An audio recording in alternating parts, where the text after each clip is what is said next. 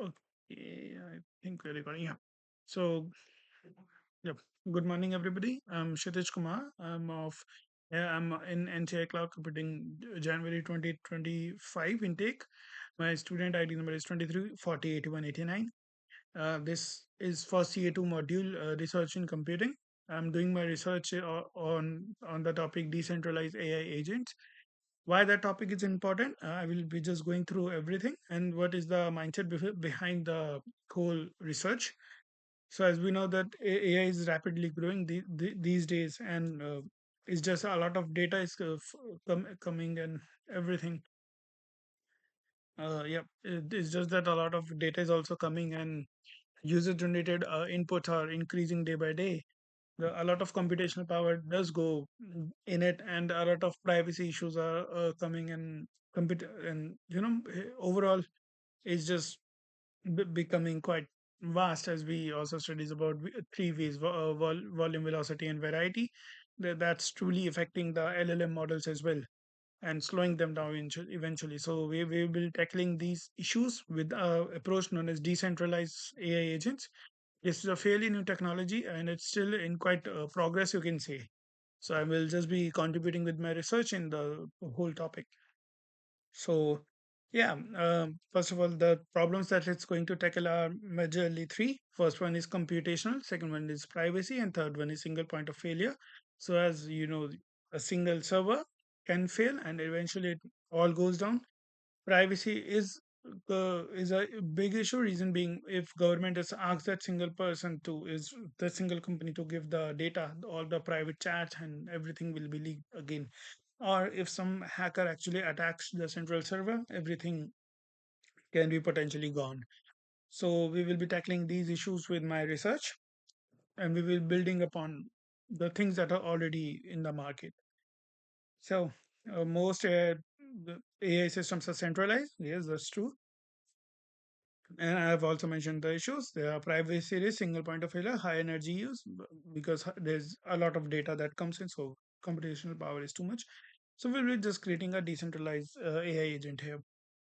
What is decentralized AI agent? Let's just understand that first. Decentralized AI agent is basically a AI model that runs over different uh, nodes. These nodes can be over the fog or onto the IoT devices itself. Preferably the fog. Reason being, not every IoT device might be able to truly put in work there, or might not have potentially all the computational power required. For example, a iPhone might not be able to run ChatGPT, even a small demo version, and if you make it too small, it might not be very optimal for the application to fill in the true purpose there. So yeah, that's why decentralized.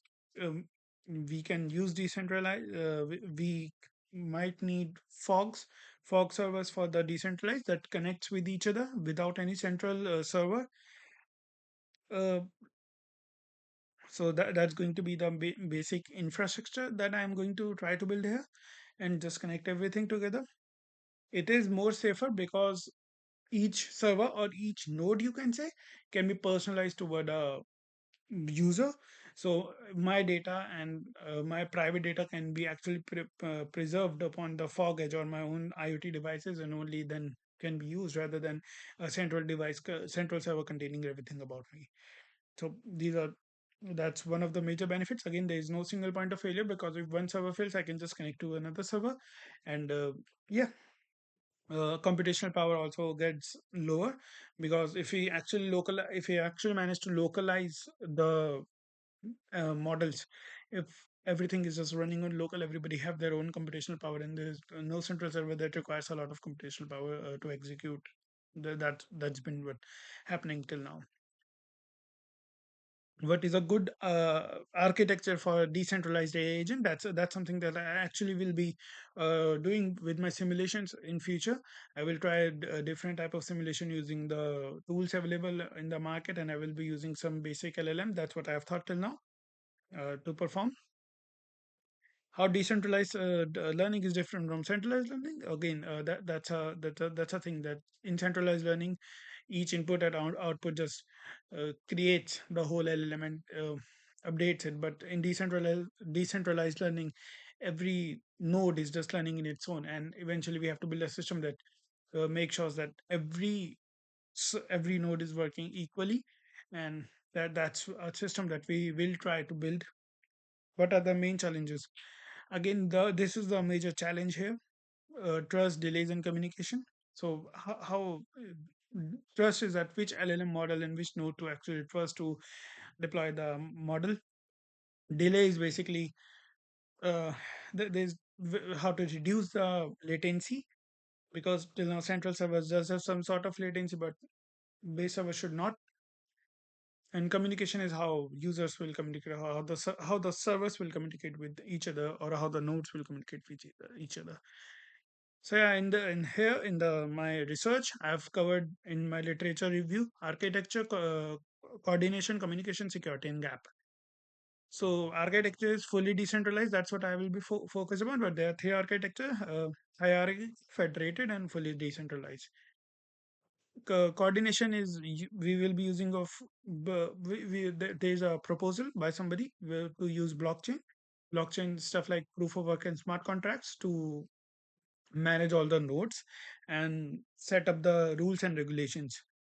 Proof of work is something again important, because whenever somebody is putting an input, they can know that which node actually put the input. So it's just another thing that we can use from the blockchain or the DLP technologies these days. Communication trust scores to share models. That's something amazing, because as I mentioned, that every node might have their own LLM and everything will be learning by their own. Which model should we trust? So for that, we can just implement something like trust score. Then security, encryption, and smart rules. Yes, smart rules are basic. Encryption is pretty straightforward, but the smart rules are specifically not sending users private data or something personalized data to other nodes, to implement, to again reduce the variety and velocity of the data, and of course the volume of the data as well. The only gap in these literature that we will be working upon is the most research assume that it's in perfect conditions. So in each node, it's like a high-end laptop with a high-end laptop, or a high-end fog with a high-end fog server, and without any delay, without any crashes, nothing. So that's what we will try to simulate here. That's exactly what we will be working here.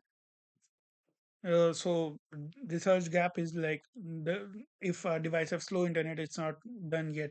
If a device fails unequal speed, if a device have basically these are the realistic conditions that we can apply there, where we can have a delayed we can have a small device that doesn't work properly, or is just like a phone with a laptop. It's a computational power difference there, so something like that. So both nodes, but each when they communicate with each other is just going to be a different scenario. Then again, no central server, because as you mentioned in the architecture, the federated, the hierarchical does have a central server. So that's another condition. Unreliable network, again, if my phone and they both have a node connected with each other and my phone just crashes, then what we'll do? So here I will be trying to simulate these agents. I will be so here I've mentioned CIFAR 10 image dataset, which is a great dataset, but depending what kind of LLM I want to use and what kind of method, what kind of models I want to create. Maybe multiple models, maybe some regression, maybe some, maybe I go into deep learning, but maybe I just create a basic regression model there and just use that to simulate the condition. Uh, each agent trains on its own. Uh, yeah, they just have to communicate to create a single. That's a trust policy that we want to apply. Conclusion. So decentralized AI does help in privacy and shared workload. They divide the computational power, and privacy is just great if we manage to apply the smart contract thing. Build the system and run test. Yeah, so I will be building the system and run the test. That's the whole goal here, to implement all these, but in not in perfect conditions, you can say. So that's all from my side. I will be just signing off from now. Thank you.